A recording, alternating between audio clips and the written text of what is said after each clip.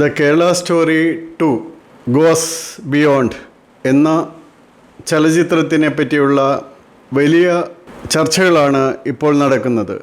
അങ്ങനെയൊരു സിനിമ വേണ്ടെന്നും അത് ശരിയല്ലെന്നും വാദിക്കുന്നവർ പോലുമുണ്ട്. ഇപ്പോൾ ആവിഷ്കാര സ്വാതന്ത്ര്യത്തെപ്പറ്റി പറയുന്നത്, എമ്പുരാനെ പറ്റി പറയുന്നവർക്കൊന്നും ഈ സിനിമയ്ക്ക് ആവിഷ്കാര സ്വാതന്ത്ര്യം കൊടുക്കണം എന്ന് പറയാനുള്ള തൻ്റെ ഇടമില്ല.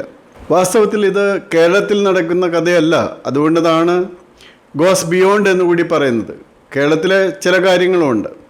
ഇത് സംവിധാനം ചെയ്തിരിക്കുന്നത് കാമാഖ്യ നാരായൺ സിംഗ് ആണ്. അപ്പോൾ ആവിഷ്കാര സ്വാതന്ത്ര്യം ഇതിൻ്റെ കാര്യത്തിൽ എന്തുകൊണ്ട് ഇല്ലാതാകുന്നു എന്നുള്ളത് സത്യം വളരെ തീക്ഷ്ണമായി തുളച്ചു കയറുന്നു എന്നുള്ളത് കൊണ്ടാണ്. അത് ആ കഥയിലൂടെ ഇന്ത്യയിൽ നടക്കുന്ന, വിവിധ സംസ്ഥാനങ്ങളിൽ നടക്കുന്ന, കേരളത്തിൽ നടന്നിട്ടുള്ള, അവിടെ നിന്ന് സ്പ്രെഡ് ചെയ്ത് മറ്റ് ഭാഗങ്ങളിലേക്ക് പോയിട്ടുള്ള കാര്യങ്ങളിലാണ്. അതുപോലെ ചിലരൊക്കെ പറയുന്നതാണ് നിർബന്ധിച്ച് ബീഫ് തീറ്റിക്കുന്നതിനെ പറ്റി. മധ്യപ്രദേശിൽ ഇൻഡോറിൽ കൃത്യമായിട്ടൊരു കേസ് തന്നെയുണ്ട്. അത് NIA ഏറ്റെടുത്തിട്ടുണ്ട്. അതുപോലെ ഇന്ന് റിപ്പോർട്ട് ചെയ്ത ഒരു കേസുണ്ട്. അത് കേരളത്തിൽ നിന്നുള്ള ഒരു യുവതിയാണ്. അവരെ ISISന് വിറ്റെന്നും അവരെ രക്ഷപ്പെട്ട് വന്ന് തിരിച്ച്, അത് ഗുജറാത്തിലാണ് ആ കേസ് അവർ കൊടുത്തിരിക്കുന്നത്. അതും NIA ഏറ്റെടുത്തിട്ടുണ്ട്. ഇതുപോലെ നിരവധി കേസുകൾ. ഇപ്പോൾ ആശുവിദ്യാ സമാജത്തിൽ 150-ലധികം കുട്ടികളുണ്ട് ഇത് അനുഭവമുള്ള. അപ്പോൾ അതൊക്കെ കാണിക്കുന്നത് ഇതിനെതിരായി പറയുന്നവർ സത്യത്തെ മൂടി വയ്ക്കാനും ഇല്ലായ്മ ചെയ്യുവാനാണ് ശ്രമിക്കുന്നത് എന്നതാണ്. അതുപോലെ ഇന്നിപ്പോൾ നമുക്കറിയാം, പലയിടത്തും ബീഫ് ഫെസ്റ്റ് നടത്തണം എന്ന് പറഞ്ഞ് SFI ഒക്കെ നടക്കുന്നത്. ഇന്ന് ഒരു സ്കൂളിൽ പന്നിമാംസം വിളമ്പിയതിന് 2 അവിടുത്തെ ഉദ്യോഗസ്ഥരെ സസ്പെൻഡ് ചെയ്തിട്ടുണ്ട്. അപ്പോൾ അതിനെന്താ, അത് ബാൻ ചെയ്തിട്ടുണ്ടോ? പന്നിമാംസം ബാൻഡ് ഐറ്റമാണോ? അപ്പോൾ അതുകൊണ്ട് ഇതെല്ലാം വളരെ വൺ സൈഡഡാണ്. സത്യം പുറത്തു വരാതിരിക്കാൻ മാധ്യമങ്ങൾ കേരളത്തിലെ പ്രത്യേകിച്ചും വളരെയധികം ശ്രദ്ധിക്കുന്നുണ്ട്. ഇത്തരത്തിലുള്ള വാർത്തകളൊക്കെ മുഖാനും അത് മുഖ്യമായി ചർച്ച ചെയ്യപ്പെടാതിരിക്കാനുമുള്ള ശ്രമങ്ങളുണ്ട്. സോഷ്യൽ മീഡിയ ഉണ്ടായിരുന്നില്ലെങ്കിൽ അവർ വിജയിക്കുമായിരുന്നു. പക്ഷേ സോഷ്യൽ മീഡിയ ഉള്ളതുകൊണ്ട് സത്യങ്ങൾ കുറേയധികം പുറത്തു വരുന്നുണ്ട്. ഇപ്പോൾ NIA എടുത്ത 47-ലധികം കേസുകൾ ഇക്കാര്യങ്ങളിലുണ്ട്.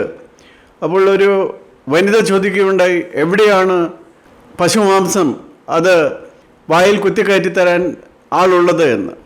അവരോട് എനിക്ക് പറയാനുള്ളത്, ഈ പറയുന്ന എല്ലാ സ്ഥലങ്ങളിലും കേസുകൾ അന്വേഷിച്ച് അങ്ങ് പോയാൽ അവിടെ എല്ലാം പശുവിൻ്റെ മാംസം ഇഷ്ടം പോലെ കിട്ടും. അത് കിട്ടാനാണെങ്കിൽ അതിൻ്റെ പുറകെ അങ്ങ് പോയാൽ മതി. പക്ഷേ പന്നിമാംസം കൂടി കഴിക്കുന്നതാണ് നല്ലതെന്നാണ് പറയാനുള്ളത്. അതുപോലെ മുഹമ്മദ് റിയാസ് എന്ന് പറയുന്ന, അത് നമ്മുടെ മന്ത്രിയല്ല കേട്ടോ, ഒരു ആളുടെ പേരിലാണ് ഗുജറാത്തിൽ പോയ ആ മലയാളി പെൺകുട്ടി കേസ് കൊടുത്തിരിക്കുന്നത്. അപ്പോൾ അതുകൊണ്ട് ഈ cinema goes beyond, the Kerala story 2 goes beyond എന്ന സിനിമ, അത് വളരെ നല്ല രീതിയിൽ അതിൻ്റെ ട്രെയിലർ പോയിരിക്കുന്നു. എനിക്ക് തോന്നുന്നു 1.5 കോടി 2 കോടിയോളം അതിൻ്റെ വ്യൂസ് പോയിരിക്കുന്നു. തീർച്ചയായിട്ടും ആ സിനിമ എല്ലാവരും, ട്രെയിലറിൻ്റെ ആണ് ഇത് പോയിരിക്കുന്നത്.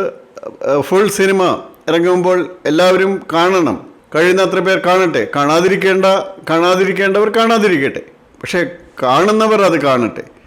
അതിനുള്ള സ്വാതന്ത്ര്യം കൊടുക്കാനുള്ള തൻ്റെ ഇടം, ആത്മധൈര്യം ഇതിനെ എതിർക്കുന്നവർക്ക് ഉണ്ടാകണം.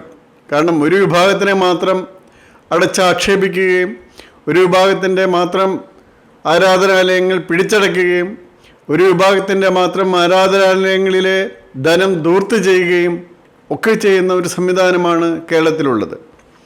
അപ്പോൾ അത് അവർ പ്രത്യേകം ശ്രദ്ധിക്കണം. അതുപോലെ പഴയ കണക്കുകളൊക്കെ നമ്മുടെ കയ്യിലുണ്ട്. എത്ര പേര് മതം മാറി, എത്ര പേര് അതിൽ ഓരോ വിഭാഗത്തിലും പെട്ടവരാണ് എന്നുള്ളത്. ഞാനവിടെ ഇത് കൂടുതൽ വിസ്തരിക്കുന്നില്ല.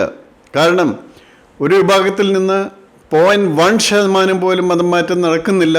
മറ്റുള്ളിടത്ത് നിന്ന് 99-ലധികം% മതം മാറ്റം നടക്കുമ്പോഴും. അപ്പോൾ അത് തീർച്ചയായിട്ടും അതിൻ്റെ പുറകിൽ ശക്തികൾ പ്രവർത്തിക്കുന്നുണ്ട്. അത് 2 പേര് തമ്മിലുള്ള ബന്ധമായിട്ടല്ല വരുന്നത്. വാസ്തവത്തിൽ ഇതേപ്പറ്റിയുള്ള നല്ലൊരു പഠനം എന്തുകൊണ്ട് സർക്കാർ നടത്തുന്നില്ല എന്നുള്ളതാണ്.